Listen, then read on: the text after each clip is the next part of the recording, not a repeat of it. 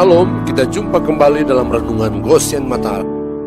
Haleluya, saudaraku yang dikasihi dan diberkati Tuhan. Renungan pagi hari ini bertema Gereja adalah rumah Allah. Bacaan firman terambil dari 1 Petrus pasal 2 ayat 5. Demikian firman Tuhan. Dan biarlah kamu juga dipergunakan sebagai batu hidup untuk pembangunan suatu rumah rohani, bagi suatu imamat kudus, untuk mempersembahkan persembahan rohani yang karena Yesus Kristus berkenan kepada Allah. Kita sedang membahas tentang setiap orang Kristen atau orang percaya harus tertanam atau berkomitmen dalam sebuah gereja lokal. Karena inilah kunci orang Kristen mengalami pertumbuhan rohani yang normal dan sehat, yang akhirnya akan mengeluarkan buah yang lebat. Sebagaimana yang Tuhan Yesus sendiri sampaikan, bahwa satu biji gandum harus jatuh ke tanah dan mati, supaya menghasilkan buah yang banyak. Yohanes pasal 12 ayat yang ke-24. Mengapa setiap orang Kristen yang tertanam dalam gereja lokal akan bertumbuh normal, sehat, dan berbuah? Karena tidak ada tanaman buah apapun akan bertumbuh normal, sehat, dan berbuah apabila tidak tertanam kuat dan tetap di satu tempat tertentu. Apabila hari ini ditanam lalu besok dicabut dan dipindah ke tempat yang lain lagi, dan demikian seterusnya, maka dipastikan yang terjadi adalah mati. Selain itu, Alkitab pun sudah memberikan pengajaran sebagai prinsip-prinsip kebenaran bahwa gereja adalah keluarga Allah yang sudah dibahas dalam Renungan Goshen hari kemarin. Hari ini kita melihat prinsip berikutnya,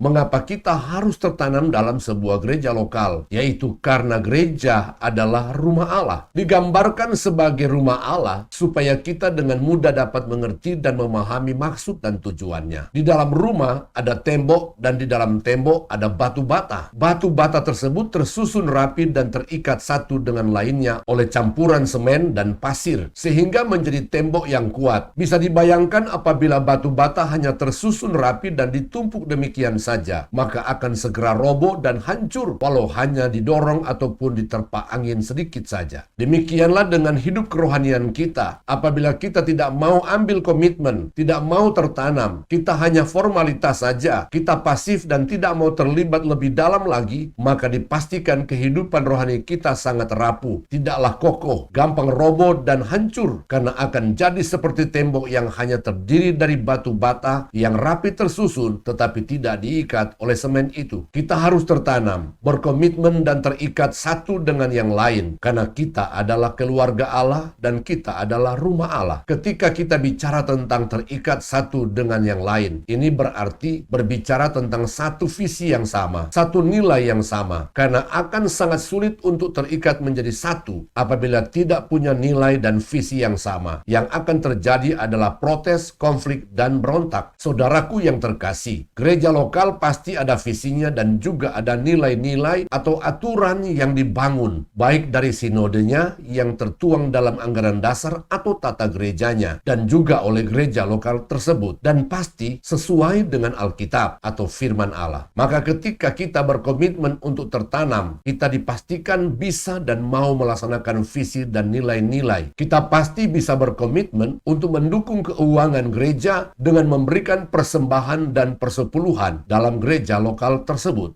Amin. Tuhan Yesus memberkati.